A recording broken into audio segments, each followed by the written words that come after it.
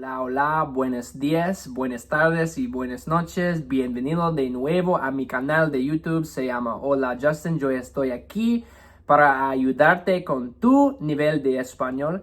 Y el día de hoy vamos a hablar sobre una canción que es muy antigua, que es muy famosa. Se llama La Gata, Bajo, Lluvia. Welcome back, friends. My name is Justin. I am here to help you on your Spanish journey. Soy tu guía de español. I'm your Spanish guide. And today we're going to be learning another song and translating it to help you on your journey to take songs in real life, to translate them, to help you build vocabulary, to help you build grammar, things of that nature. Today we're going to be talking about a song that's really famous. It's a song that has come from an artist from Spain. The song is called La Gata, Bajo, Lluvia, and the artist is a woman named Rocío Dúrcal. Okay, I'm super excited to present this song today because I love this song. It's kind of a silly song, but it has a greater meaning. So we're going to kind of talk through it and translate all the parts. So let's get started. Vamos a comenzar. Now you may be wondering why my hair is wet. I just got out of the shower. This is a representation of La Gata, Bajo, Lluvia. All right, so let's start with the first line of text. Amor, tranquilo, no te voy a molestar. Mi suerte estaba echada, ya lo sé, y sé que hay un torrente dando vueltas por tu mente. So what does that all mean? So number one, if we're kind of going through this, we can kind of break down each kind of part here. So amor, that's kind of like a term of endearment, love. Okay, tranquilo, okay, so the woman is telling her partner, calm down, relax, okay, everything's good. No te voy a molestar. I am not going to bother you. I'm not going to annoy you. No te voy, that is saying I am not going to do something in the future. Voy, we've talked about this, comes from the verb ir. No te voy. I'm not going to. Molestar is to bother. It's to bother or to annoy someone. So in this context, we can say, no te voy a molestar. I'm not going to bother you. Mi suerte estaba echada. My suerte, okay, mi suerte. This can be kind of considered your luck or your fate in this example. Your fate has been sealed, or my fate has been sealed, okay, or fate was sealed. Mi suerte estaba echada. My fate has been sealed. Ya lo sé. And I already know it, right? Ya means already, right? So if we say ya lo sé, I already know it. Y sé que hay un torrente dando vueltos por mente. There is a torrent, right? Because you're feeling so stressed, you're feeling so overwhelmed. There's a torrent running through your mind. Okay? Amor, tranquilo, no te voy a molestar. Mi suerte estaba echada, ya lo sé. Y sé que hay un torrente dando vueltas por tu mente. Vueltas is like running through your mind, right? That comes from the verb kind of like volar, like to fly, right? So all these things kind of running through your mind. So let's look at the second line of text here. Amor, lo nuestro solo fue casualidad. La misma hora, el mismo Bolívar. No temas, no hay cuidado. No te culpa del pasado. Okay, so what is that saying? Amor, we just talked about this in the last line. Love, lo nuestro solo fue casualidad. Okay, so this is saying that our love was just kind of like a coincidence, right? And then it's saying la misma hora, el mismo Bolívar, okay, the same hour, the same time, the same boulevard, okay, so Bolívar es como la calle, es como a road, right, a boulevard. No temas, no hay cuidado, no te culpa del pasado, okay, so in this instance, it's say, don't worry, I don't blame you for the past, right, it's not your fault for the past, okay, no te culpa or culpo del pasado, it's not your fault for the past, right, so all together, amor, lo nuestro solo fue casualidad. La misma hora, el mismo Bolívar. No temas, no hay cuidado, no te culpa del pasado. And in this part, lo nuestro solo fue casualidad. Fue, it comes from ir in the past, right? So saying to something was, right? Okay, so like if you organize this, you have like fui, fuiste, fue, fuimos, fueron. So fue is saying in the past, so it was just a coincidence, right? Okay, so looking at the chorus, my favorite part of the song here. So, ya lo ves, la vida es así, tú te vas y yo me quedo aquí. Okay, so I love this part. So, ya, we've talked about this, means already, right? So, it's saying, ya lo ves, like you've already seen it. La vida es así. Okay, life is like that, right? Or sometimes we hear the expression, así es la vida, like it's like that in life sometimes, right? Tú te vas, okay, so that's saying you're gonna go away, tú te vas, or like you're going, you're leaving, right? Because vas comes from the verb ir. There's a lot of uses of ir here, right? So vas is in the to form, okay? So you're gonna leave, tú te vas, y yo me quedo aquí. Okay, so yo me quedo aquí is saying, and I will stay here, or I stay here, right? Because quedo comes from quedar, or quedarse, which is a reflexive verb. Yo me quedo. So whenever you have a reflexive verb, it has to point to the person who is speaking or who that is about. So whenever you have a reflexive verb, in this instance, reflexive verbs are very, very simple. You don't have to think about it as this complex idea. Whenever you see a verb that has se in it, something quedarse, dormirse, cepillarse, afeitarse, levantarse, like verbs like that, you always have to have a pronoun that reflects back to that person. So in this instance, me quedo aquí y yo me quedo aquí, and I will stay here. Ya lo ves, la vida es así, tú te vas y yo me quedo aquí. The second part of the chorus here, lloverá y yo no será tuya, ser la gata bajo la lluvia y madurar por ti. Okay, so this uses a lot of future tense here. We've talked about this. If you haven't seen my video about sabor a mí, which I've done, there's a lot of use of future tense in here. So lloverá means it will rain. This comes from the verb llover, okay? Like rain. Lluvia, llover is the verb, the action, okay? So this is in the future tense. Remember, with the future tense, you have the full verb, and then the ending is adding an additional letter or additional verb conjugation ending at the end, but you don't drop the last two letters like in other types of stem changes, right? So the stem changes this, or the stem stays the same. Lloverá y ya no será tuya. Okay, so it will rain, I will no longer be yours, or I will not be yours. Remember, ser is to be. This is also in the future tense. Seré. Okay, so I will not be yours. Tuya is yours, right? Ser la gata. Ser again, I will be, in this instance, the cat. Okay, gata is the feminine version of a cat, right? Gato, gata, gatito, gatito. So I will be the cat bajo la lluvia. Okay, so either you can think about that under the rain, below the rain, or I will be in the rain if you want to translate it that way. So bajo la lluvia y maduraré por ti. Now this is a really, really kind of interesting, fun verb.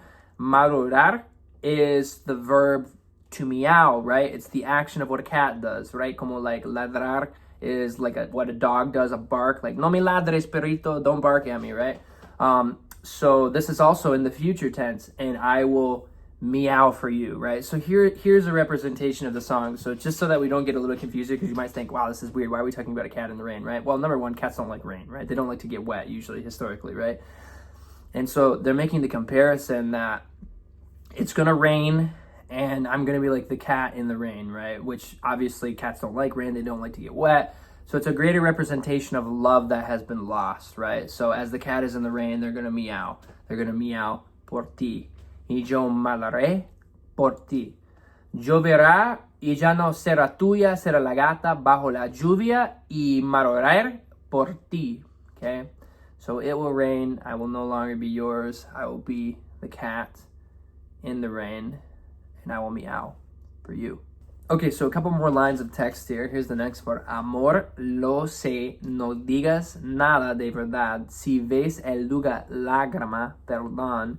Ya sé que no has querido hacer llorar a un gato herido. Okay, so let's kind of translate that. So amor, again, love. Lo sé, I know. Don't say anything. No digas nada. Okay, so this is in the example of saying like an action or a command. No digas nada, or no me digas nada. Like they're saying, this comes from the verb decir, to say or to tell. But in this example, no digas, that's like the command form, right? No digas nada, no me digas nada. Like, I don't want to hear it, don't say it to me. So amor, lo sé, no digas nada de verdad, okay?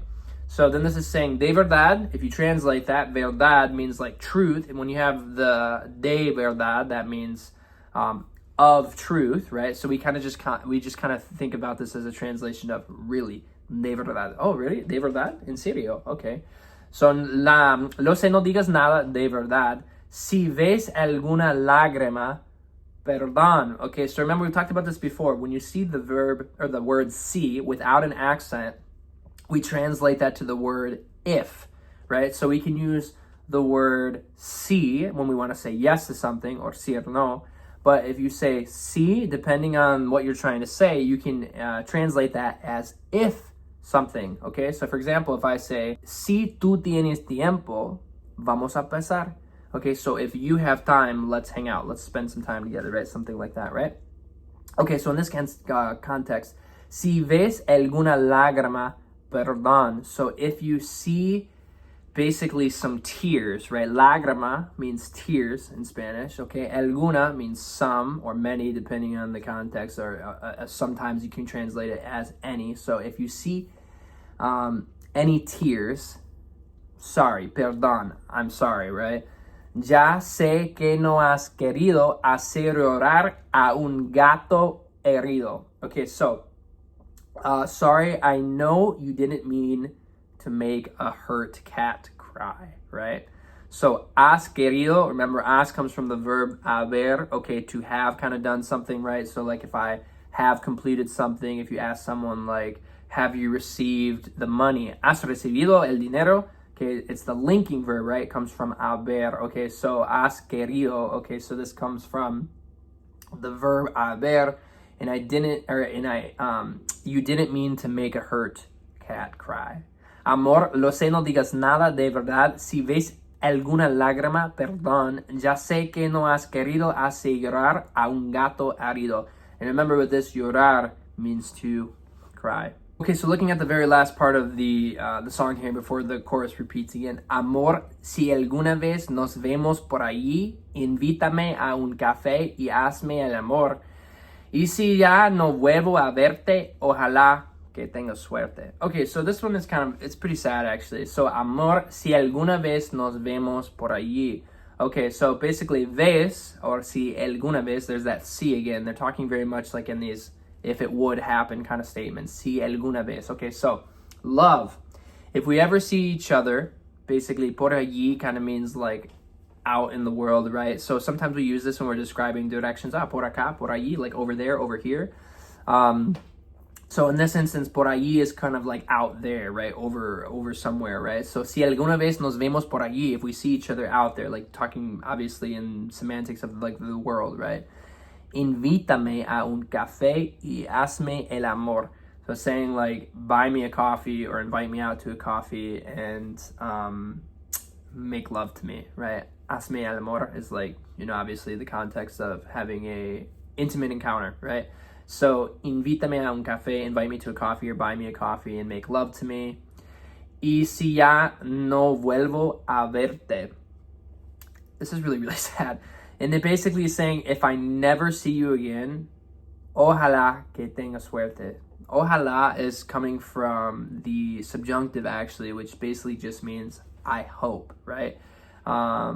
We can also use this kind of with the verb esperar, como like espero que estás mejor or something like that. Ojalá. Okay, so I hope que tengas suerte. I hope that you have luck, right? So, amor, si alguna vez nos vemos por allí, invítame a un café, hazme el amor, y si ya no vuelvo a verte, ojalá que tengas suerte. The song's like really, really, really, really sad, but again, it's really talking about kind of like love being lost, right? And then obviously we finally go back to the chorus, which we've already talked about, which I'll just kind of go through this again really quick. Ya lo ves, la vida es así, tú te vas y yo me quedo aquí. Lloverá y ya no será tuya, será la gata bajo la lluvia. Ya lo ves, la vida es así, tú te vas y yo me quedo aquí. Lloverá y ya no será tuya, será la gata bajo la lluvia y mollaré por ti. Okay, friends, that was a song. I hope you really liked it. I really like doing videos like these and kind of going through my explanations of how I'm translating this and kind of where verbs and things are coming from. If you've never heard this song before, you definitely got to check it out. It's obviously a staple in the Spanish-speaking world, and every Spanish-speaking person that I've ever spoken to knows this song. So if you know this song, you're like already in the clique. You're already in the game, because if you know the song and you like can sing it a little bit, people go crazy for it because it's just a great song, right? Bueno, gracias por ver este video y gracias por pasar este tiempo conmigo y gracias por aprender conmigo. Y si tienes comentarios o preguntas, y puedes darme un comentario o tu pregunta en el bajo del video. Nos vemos en la próxima vez y nos vemos en el próximo video. Chaucitos, chao, disfruta. Amor, tranquilo, no te voy a molestar. Mi suerte estaba echada, ya lo sé.